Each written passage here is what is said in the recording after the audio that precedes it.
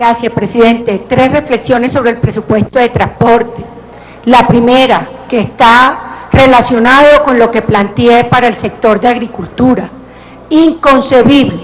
que en el presupuesto de Invías, en los 2 billones de pesos del presupuesto de Invías, no esté previsto un programa de vías terciarias. Nuevamente, eso muestra la incongruencia y la falta de norte del gobierno de Juan Manuel Santos para responder a las necesidades de las zonas más vulnerables y de manera especial de la zona rural. Por eso este reconocimiento que acaba de hacer aquí el director de Invía llama a que tiene el gobierno nacional que revisar el tema de las vías terciarias. Y en el tema de las vías terciarias, simplemente para dar un ejemplo, como bien decía el representante Guerrero, en el caso del departamento de Sucre, hay una zona que es Sucre, que durante el verano no se puede entrar por los ríos porque lamentablemente se baja el caudal y la única manera es hacerlo por unos carreteables que están en pésimo estado.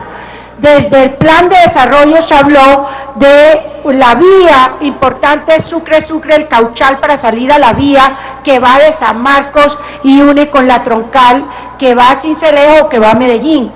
Esas son vías terciarias de la mayor importancia que hoy no tiene ninguna priorización dentro del presupuesto, como tampoco la tiene vías como la galera San Benito Abad por la vía de Santiago Apóstol, que son lo que le permite a una zona que era de presencia guerrillera y una zona pecuaria y agrícola importante que pueda tener salida. Entonces, yo quiero insistir en el tema de las vías terciarias, porque definitivamente el que no haya un solo peso en el presupuesto del 2017 muestra la dejadez, la falta de compromiso con la zona rural colombiana. La segunda reflexión que quiero hacer tiene que ver con el tema de peajes,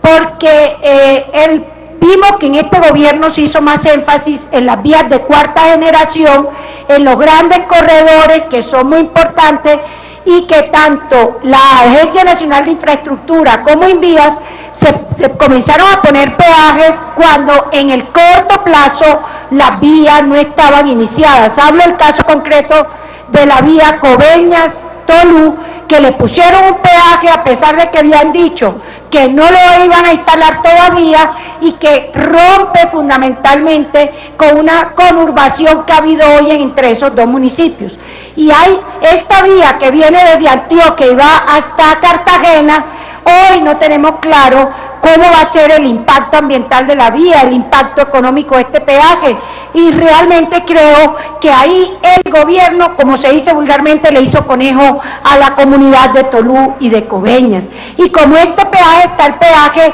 de la vía Planeta Rica, lo mismo, un peaje que lo están cobrando cuando en el corto plazo no se tiene claridad cuándo será que Invías va a arreglar esa zona, y el otro ejemplo es la zona que va de Ventanas a la zona de Medellín, que definitivamente el estado es lamentable.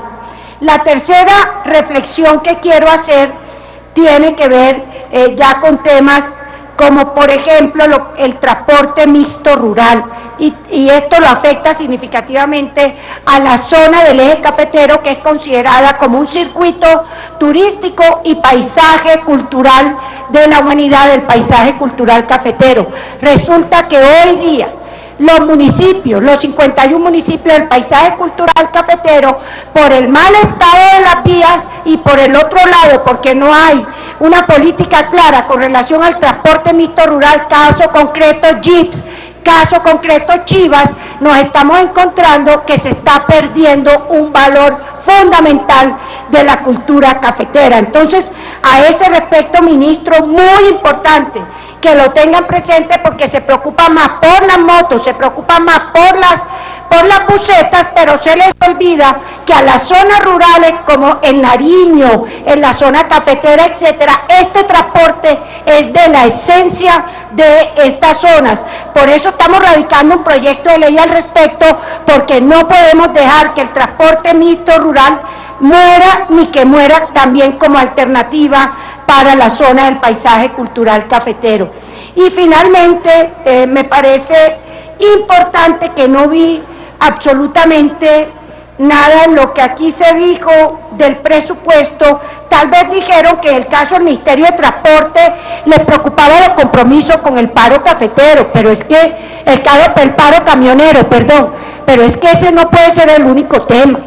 No puede ser el único tema del sector transporte, el paro camionero. Yo me pregunto, ¿cuál es la estrategia que hay en materia de organización de los sistemas de transporte,